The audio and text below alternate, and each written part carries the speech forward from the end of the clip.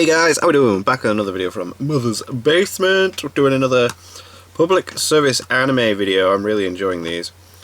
And this one is your daughter a magical girl? But I don't have a daughter. Don't know where I'm going with this intro. Let's do the video.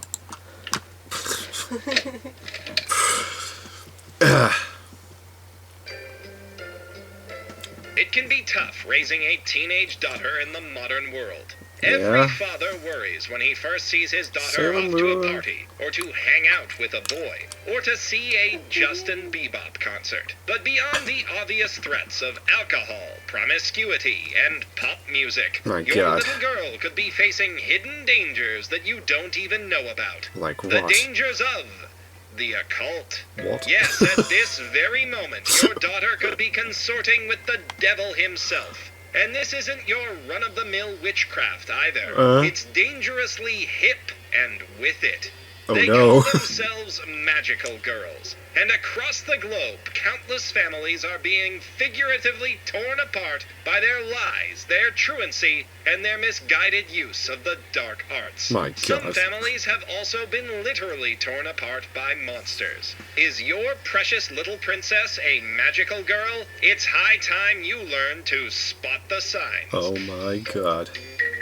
The obvious ones won't do here. If your daughter is spending a lot of time out at night without telling you where she's going, she could very well be fighting monsters. Yes. But she could just as easily be studying with her friends, or smoking, or mercilessly bullying her ugly classmates. How can you know if this is just wholesome youthful hijinks or something you should be really worried about? How can you tell? Start by talking to her teachers. Has she been skipping class? Or taking an inordinate number of suspiciously long bathroom breaks right after looking out the window and gasping loudly?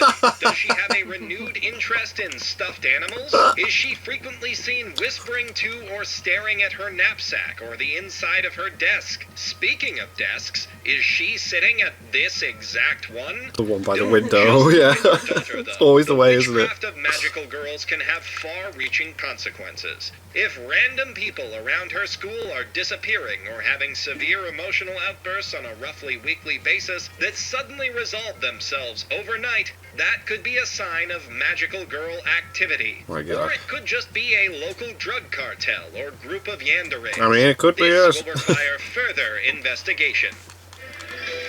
Spot the friends. Magical girls often work in teams, not unlike the witches' covens of the old days. So you need to look closely at the friends your daughter keeps. Do they look like normal middle schoolers to you? If they all have their hair dyed in different primary colors with different hairstyles, there's a good chance they're magical girls. But don't think your daughter is safe just because she has wholesome brown or black hair. She could simply be a regular friend that the magical girls keep around to seem more normal. But magical girls can use their insidious powers to change their appearances. So even if your daughter and all of her friends look normal, they could just be fooling you. My God. So you need to look even more closely.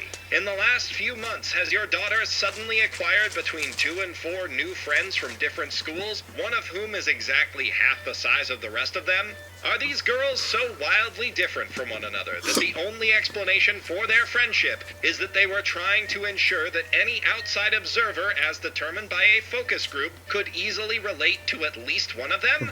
These are the telltale signs of a magical girl team. You should be doubly worried if your daughter has suddenly stopped caring about her normal, plain-looking friends. And if she never had any other friends to begin with, you have my condolences. There's a good chance that she's a secondary magical girl, which means that she will definitely die at some point in the near future, especially if she has blue hair. Although depending on the circumstances, she may also come back to life. The art of necromancy is not outside the realm of these girls' wicked magic. It's also important to look at your daughter's male friends. If she has more than 2 of them, congratulations. Your daughter definitely isn't a magical girl. But if she spends a lot of time with one oddly handsome guy who's several years older than her, that totally normal and not at all creepy scenario is actually a clear sign that your daughter is mixed up with the dark arts. Or aliens, maybe. Yes, the only Or aliens, conceivable maybe. reason that an older man could possibly be hanging around your daughter is that they have a predestined connection etched into fate by magical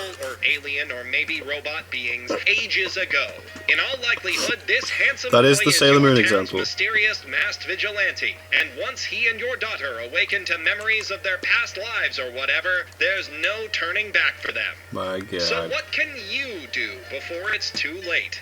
You definitely shouldn't directly ask your daughter what's going on in her life. This will only cause her to have a sudden bout of absurd clumsiness and destroy some of your furniture as she fumbles for an excuse. You must come to her with answers, not questions. Oh. If you do, it may be possible to simply talk your daughter down and explain to her that even if she does have magical powers, she's a lot better off reporting any monster she sees to the police and getting on with her day. But to do that, you first need to confront her with hard evidence. Oh, And to no. get that, you need to get into her room.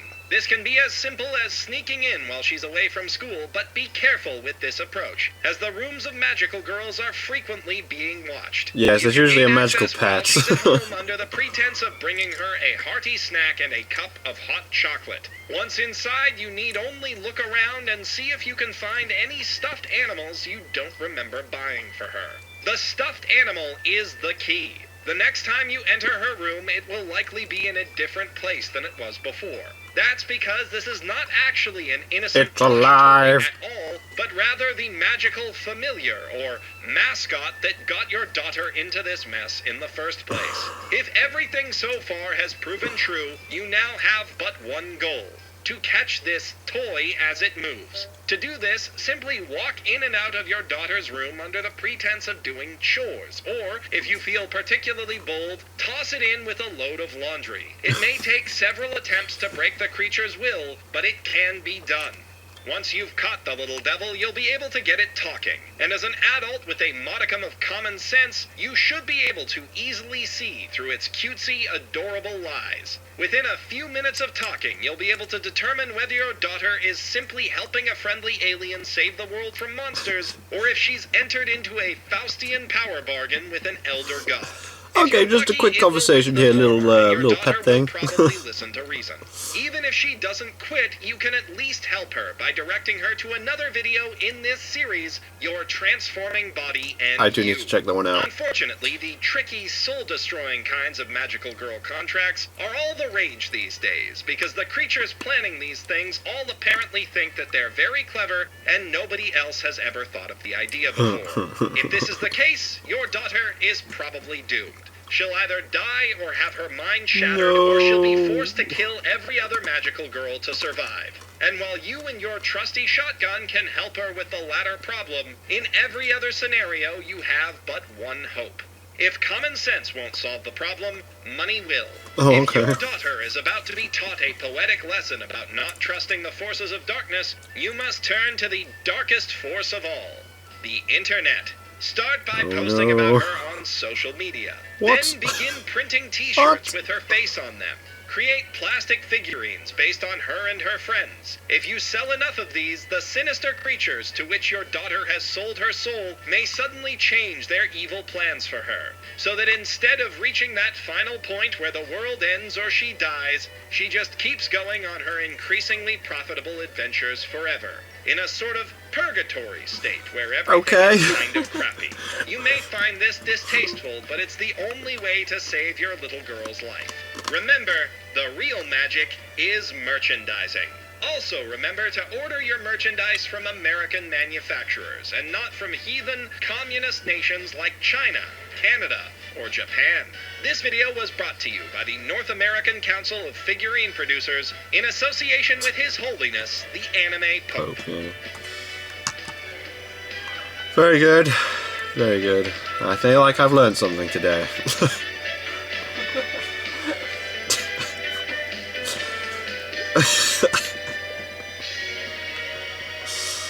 How very, very random.